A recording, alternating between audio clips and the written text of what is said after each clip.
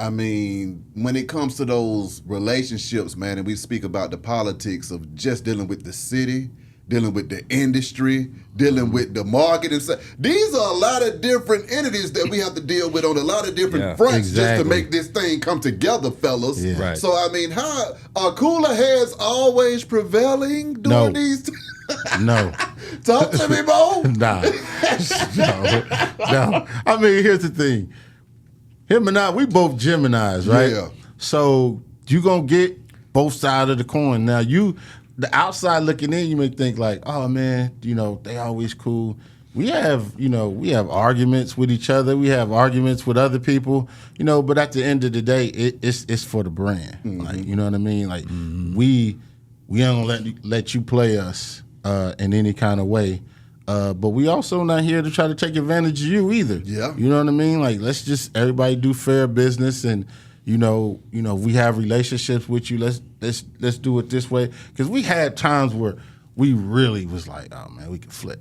Artists not showing up, or just the games that people play. Then we'd be like, bro, we really, and then that's where you got like.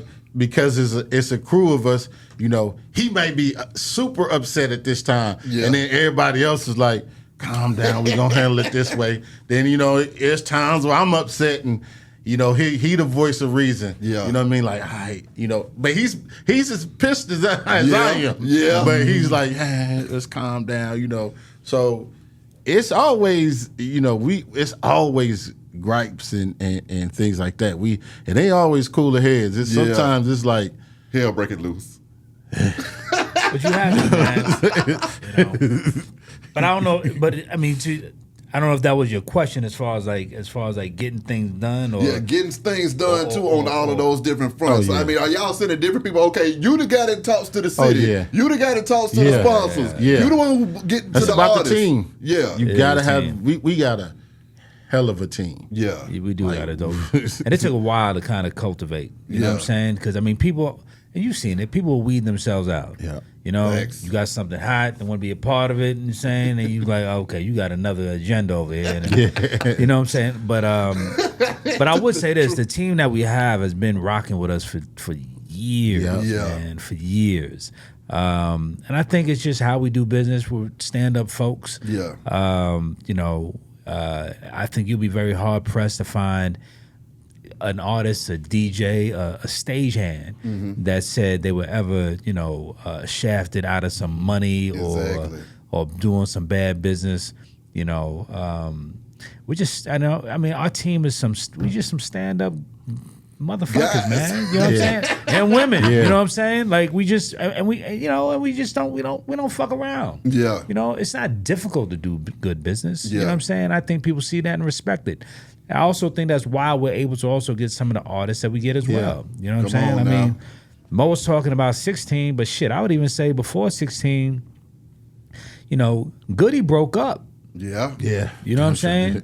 We did the Goodie Mob reunion in 13. Come on now. You know what I'm saying? Like CeeLo was doing his own thing. Yeah. A lot of people forget about that. Yeah. That was all relationship. That was phone calls like, hey, fellas, man, this we do in Atlanta, Black-owned festival in the middle of the city. Let's do something special. You know what I'm saying? That was also the same year we had Snoop.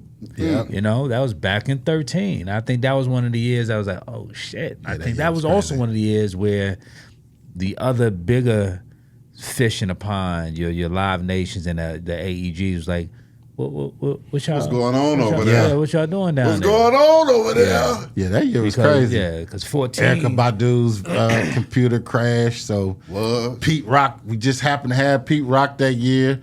So Pete Rock got on stage and was DJing and creating beats for Erykah Badu while she was performing. Real time? Yes. Oh my God. Okay, so now come on with it, Jay. Yeah, and more relationships, because Erykah was not supposed to be at 2000. So we had Amel LaRue, who got sick, and she kind of backed out.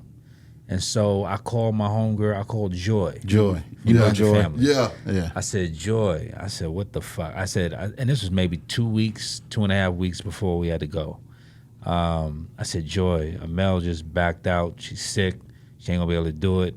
You got anybody think that we can figure this thing out and get on this bill?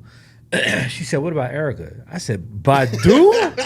The fuck? Really?" She said, "Yeah." She said, "Let me call her real quick." Joy, relationships, Yeah. right? And Joy was back at my club Sugar Hill that I used to have. Joy hosted every Tuesday. Like, if people don't know about Sugar Hill was fucking legendary. When I say on that stage on Tuesday, you'll be sitting there, you pay your $10, you watch Lil Jon, the Chronicle, Joy on stage performing, and all of a sudden, John Legend will come out. All of a sudden, we had Jill Scott will come out. Who else we have on the stage? We had everybody from Lil Wayne to Frankie Beverly on that stage, and this is a 500-person club. So, right.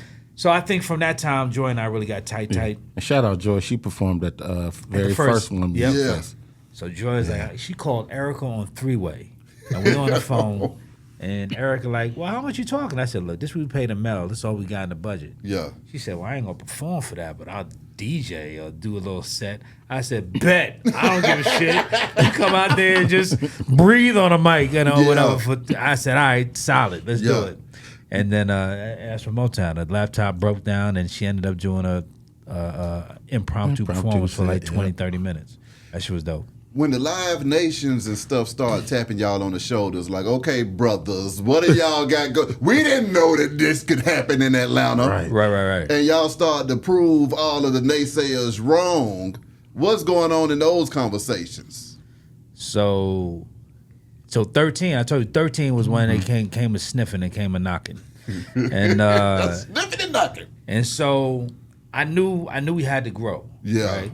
Because from that point on, I mean, it was bootstrap. You know what I'm saying?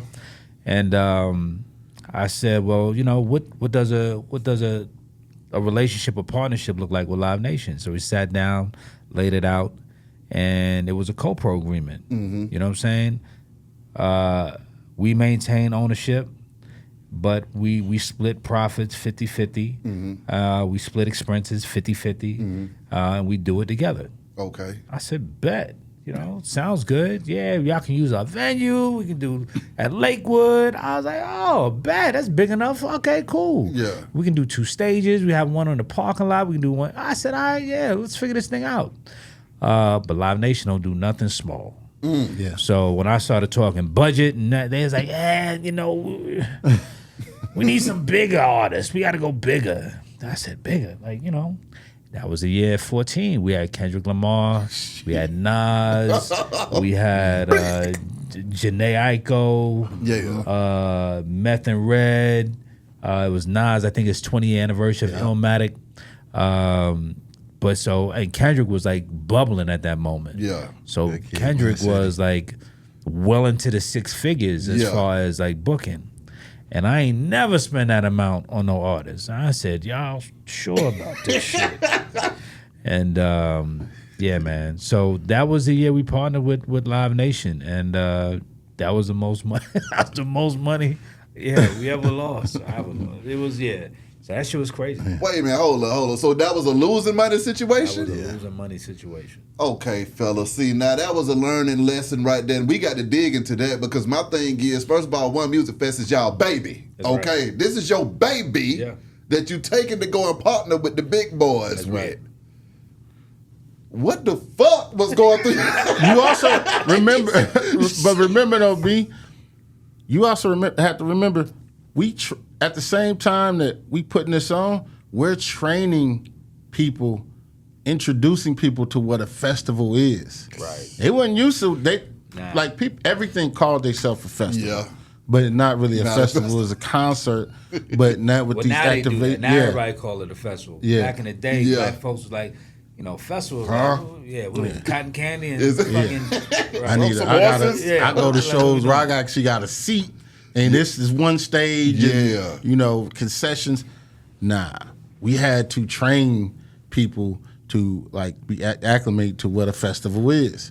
So in that time, doing a fest, and you growing, Yeah. but people are still kind of hesitant. Yeah. And then you also got to remember, like, Y'all got to sit outside for Yeah. 12 hours? How y'all going to get all these artists on one stage? Nah, it's multiple stages. You got to go to this stage and you walk to Right. this. So hold on, I got to get up and walk to go. another So stage. it was a learning Yeah. experience for folks. But I think once they got it, they was like, I get it.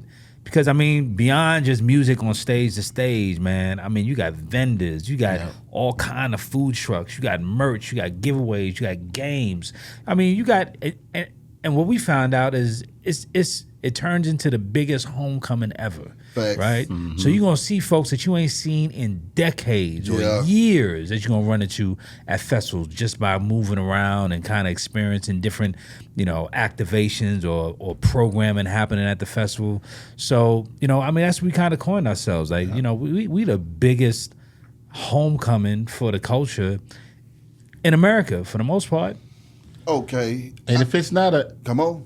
because we are truly like a big, like you said, homecoming, family reunion, right?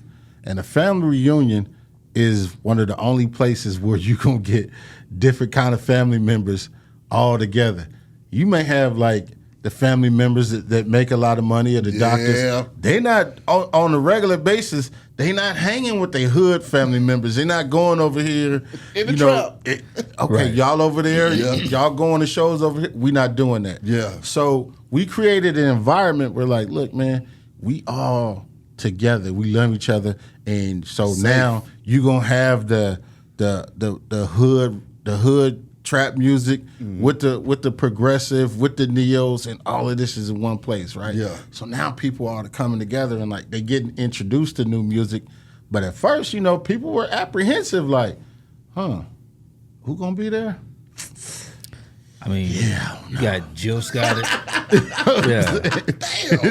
and Migos on the same lineup. You know what I'm saying? Like niggas are like, hold on, like what? So we doing Migos and Jill Scott and Damian Marley. Come on, we gonna give it to you every which way.